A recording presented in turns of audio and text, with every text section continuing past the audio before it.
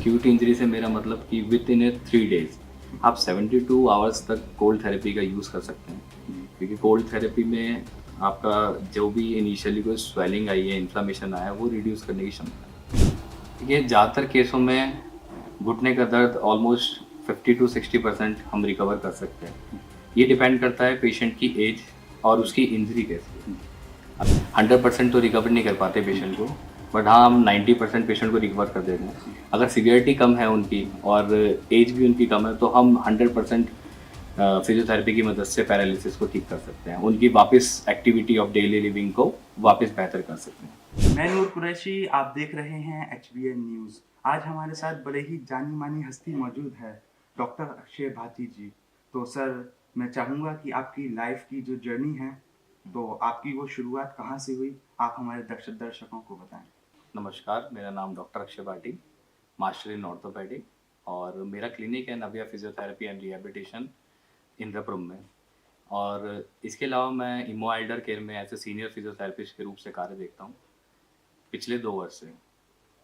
मुझे 10 साल का अनुभव है फिजियोथेरेपी फील्ड में, और लगभग इन 10 सालों में 10,000 से अधिक पेशेंट को मैंने सफलतापूर्वक ट्रीट किया है। और मैं आज बहुत आभारी हूँ HBN न्यूज़ का, जिन्होंने मुझे अवसर दिया। और बाकी हाँ सर, हमारे दर्शकों को आप सबसे पहले ये चीज़ बताइए कि फिजियोथेरेपी क्या चीज़ है।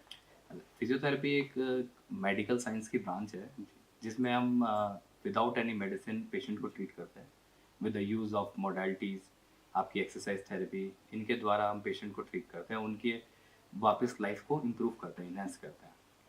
आ, कौन से पर्सन्स एलिजिबल कहें हैं कि जो फिजियोथेरेपी करवाएं। तो मैं आपसे यही चीज़ पूछना चाहूँगा और हमारे दर्शकों को हम अब बताना चाहेंगे। इसमें अलग अलग कंडीशंस हैं। जैसे हमारा मस्कुलोस्केलेटन पेन होता है किसी को, तो मस्कुलोस्केलेटन पेन के अंदर जैसे आपका जॉइंट में कोई पेन आ जाता है, नेक पेन, बैक पेन, उनको फिजियोथेरेपी की नीड होती है।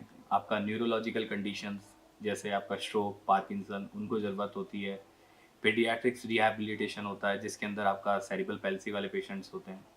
आपका जीरियाट्रिक केयर होता है, जो ओल्ड एज में समस्या आती है, जैसे डिजनरेटिव चेंजेस आने लगते हैं, उनके लिए बहुत अच्छी है फिजियोथेरेपी। हमने देखा है आजकल की जो यूथ है उसके अंदर बहुत ज़्यादा घुटने का दर्द है। तो घुटने का दर्द फिजियोथेरेपी से कितना हद तक ठीक हो सकता है, आप ये प्लीज़ एक्सप्लेन। ये ज़्यादातर केसों में घुटने का दर्द ऑलमोस्ट 50 टू 60% हम रिकवर कर सकते हैं। ये डिपेंड करता है पेशेंट की एज और उसकी इंजरी कैसी है। अगर पेशेंट की एज 55-50 से ऊपर है, तो उस केस में थोड़ा सा हमारे लिए मुश्किल हो जाता है कि हम फिजियोथेरेपी की मदद से उसे ठीक करें। बट मेडिसिन से ज़्यादा रोल फिजियोथेरेपी का होता है। फिजियोथेरेपी कई हद तक घुटने के दर्द ठीक कर देती है, और इसमें हम मोडालिटीज़ और एक्सरसाइज के द्वारा हम जॉइंट की स्ट्रेंथनिंग करते हैं, ताकि हमारा जो ये जॉइंट में स्पेस जो कम हो गया है, उसे हम ठीक करें। जो आजकल ज़्यादातर स्लिप डिस्क है, हम्म। फिजियोथेरेपी प्रभारी स्लिप डिस्क में कितनी रहती है, आप ये बताइए। अधिकतम 90% केसों में हम स्लिप डिस्क का ट्रीटमेंट फिजियोथेरेपी द्वारा कर देते हैं जी। और कुछ 10% ऐसे केस हैं जिनमें सर्जरी की रिक्वायरमेंट होती है, जिसमें हम एक्सरसाइज और मशीन्स के द्वारा हम उसे ठीक कर देते हैं। एक बड़ा मेन क्वेश्चन मैं आपसे हम्म। पूछूंगा, जिसको लकवा बोलते हैं, इंग्लिश में पैरालिसिस बोलेंगे। तो पैरालिसिस पेशेंट्स के लिए कितना मतलब हद तक वो रिकवर हो सकते हैं फिजियोथेरेपी के माध्यम से, आप ये चीज़ बोलिए। देखिए, ये डिपेंड करता है उनकी सीवियरिटी के ऊपर। अगर सीवियरिटी बहुत हद तक ज़्यादा है, सो उस केस में हम 100% तो रिकवर नहीं कर पाते पेशेंट को, बट हाँ, हम 90% पेशेंट को रिकवर कर देते हैं। अगर सीवियरिटी कम है उनकी और एज भी उनकी कम है, तो हम 100% फिजियोथेरेपी की मदद से पैरालिसिस को ठीक कर सकते हैं, उनकी वापस एक्टिविटी ऑफ डेली लिविंग को वापस बेहतर कर सकते हैं। फिजियोथेरेपी जैसे कि बहुत सारी निडल्स थेरेपीज होती हैं, बहुत सारी कपिंग थेरेपीज होती हैं, तो इसी टाइप से मतलब कितनी लोगों के लिए, बहुत से लोग डरते हैं, तो कितनी दर्दनाक तक हो सकती है या फिर नहीं होती, कितना रिहैब है और कितना रिलीफ है, ये चीज़। फिजियोथेरेपी पेनलेस ट्रीटमेंट है, उसमें कोई पेन नहीं होता है। रही बात आपकी ड्राई नीडलिंग की, कपिंग की, सो वो एक एक्यूट थोड़ा सा जब भी आप करते हैं तभी पेन आता है। वो पेन कोई ऐसा नहीं होता कि वो असहनीय हो और वो लंबे समय तक रहता है। और वो पेनलेस ट्रीटमेंट होता है। ये सब आपका मिथ है कि फिजियोथेरेपी में पेन होता है। जो फिजियोथेरेपी है वो बिना डॉक्टर की सलाह के ली जा सकती है या फिर नहीं ली जा सकती, तो हम यही बड़ा ही एक अहम सवाल है। तो हम आपसे यही पूछना चाहेंगे कि हम बिना डॉक्टर की सलाह के फिजियोथेरेपी लें या फिर ना लें। देखिए, अभी ज़माना बहुत चेंज हो गया है। जी। अभी पिछले आप 15-20 वर्षों में आप देखें तो उस दौरान ये होता था कि जनरली डॉक्टर ने अगर कंसल्ट किया है, फिजियोथेरेपी के लिए बोला है, तभी लोग जाते थे, अन्यथा उसके अलावा नहीं जाते थे। बट अभी लोग जागरूक हो गए हैं, सबको विदाउट एनी मेडिसिन ठीक होना है, क्योंकि मेडिसिन के बहुत सारे साइड इफ़ेक्ट्स होते हैं। आपका पेन किलर खा रहे हैं तो उसमें किडनी की प्रॉब्लम होती है, बहुत चीज़ें आती हैं। सो अगर आप फिजियोथेरेपी के पास जा सकते हैं विदाउट एनी डॉक्टर कंसल्टेशन, तो आप ज़रूर जाइए। वो ज़्यादा बेस्ट ऑप्शन है, आपका सेफ ट्रीटमेंट है। हाँ, देखिए सब चीज़ में प्रोज एंड कॉन्स होते हैं, तो हम्म। इसी टाइप से मैं आपसे पूछना चाहूँगा कि फिजियोथेरेपी के अंदर क्या साइड इफ़ेक्ट्स हैं, ये मैं आपसे पूछना चाहूँगा। फिजियोथेरेपी के जनरली कोई साइड इफ़ेक्ट्स नहीं होते, क्योंकि इसमें कोई आपका मेडिसिन का तो रोल है ही नहीं। आपका जो भी है वो सब एक्सरसाइज का रोल है, और एक्सरसाइज का मैं मानता हूँ कोई साइड इफ़ेक्ट नहीं होता।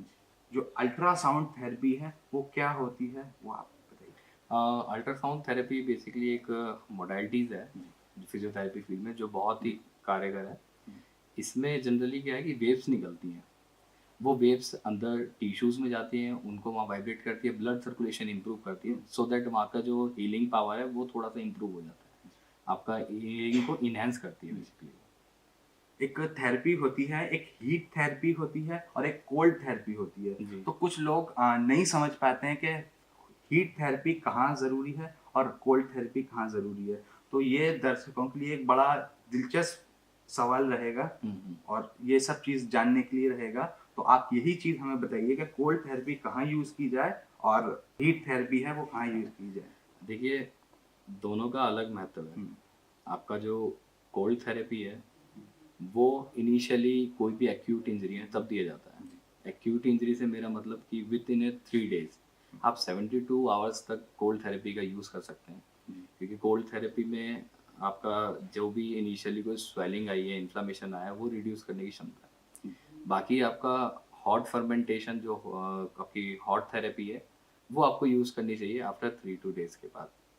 एंड बहुत थेरेपी ऐसी भी होती हैं जिसमें दोनों का मिक्स कॉम्बिनेशन होता है, जैसे हमारा कॉन्ट्रास्ट बाथ कहते हैं। जैसे कॉन्ट्रास्ट बाथ में दोनों एक हीट और कोल्ड दोनों की थेरेपी जाती है। जनरली हीट क्या करती है, हीट आपकी वेन्स को ओपन अप करती है, और कोल्ड में आपकी वेन्स सिकुड़ती है। जब ये प्रक्रिया बार बार चलती है कि वो सिकुड़ रहा है और वो खुल रहा है, तो उसमें आपका ब्लड फ्लो इंक्रीज होता है, जिससे आपकी इन्फ्लामेशन ये भी बहुत रिड्यूस होती है। हाइड्रोथेरेपी क्या है और इसके क्या फ़ायदे हैं? हमारे दर्शकों को सर ये बताइए। हाइड्रोथेरेपी बेसिकली एक थेरेपी है जो हमारा पानी की मदद से होती है। इसमें आप कहीं मतलब बड़े-बड़े सेंटरों में जाते हैं, तो उसमें बेसिकली बहुत बड़े पूल बना रखे हैं लोगों ने, जिसके अंदर हम स्ट्रोक पेशेंट को और जिन्हें कोई मोबिलिटी डिसफंक्शन है या पैरालिसिस वाले पेशेंट्स को हम उसमें एक्सरसाइज कराते हैं। उसमें क्या होता है बेसिकली आपकी ग्रेविटी एलिमिनेट हो जाती है, आपको इतना एफर्ट्स नहीं डालने होते। अगर आपकी हैंड मूवमेंट की बात करें, अगर आप नॉर्मल ऐसे उठाते हैं ज़्यादा एफर्ट लगता है।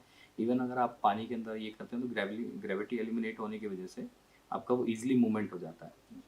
मैं आपसे एक लास्ट सवाल करूँगा कि फिजियोथेरेपी कब तक लेनी चाहिए? ये बताइए। देखिए, ये डिपेंड करता है कंडीशन टू कंडीशन। अगर आपकी कंडीशन कोई बच्चे की कंडीशन अगर मैं एग्जांपल लेके चलूँ, जैसे सेरिब्रल पैल्सी है, सो उस केस में फिजियोथेरेपी कहीं हद तक 2 साल 3 साल तक चलती है। अगर मैं बात करूँ पैरालिसिस में, तो पैरालिसिस में भी बहुत बार ऐसा देखा गया है कि 6-6 महीने फिजियोथेरेपी चल रही है। बट कुछ एक्यूट कंडीशंस हैं जिसमें नेक पेन, बैक पेन होता है, तो उसमें आपका देखा गया है 3 से 1 हफ्ते के बीच में आराम मिल जाता है। सो ये सब कंडीशन के ऊपर है कि फिजियोथेरेपी कितनी लेनी चाहिए और कब तक लेनी चाहिए। हाँ, आप देख रहे थे HBN न्यूज़ और आज हमारे साथ बड़े दिलचस्प मेहमान मौजूद थे, डॉक्टर अक्षय भाटी जी, और आपने हमारे स्टूडियो में आए, हम बड़े प्रयोगारी हैं आपके लिए, और आप देखते रहिए HBN न्यूज़ और मैं आपको दिखता रहूँगा HBN न्यूज़ पर। वीडियोस देखने के लिए सब्सक्राइब करें HBN न्यूज़, बेल आइकन दबाकर लेटेस्ट नोटिफिकेशन पाएं।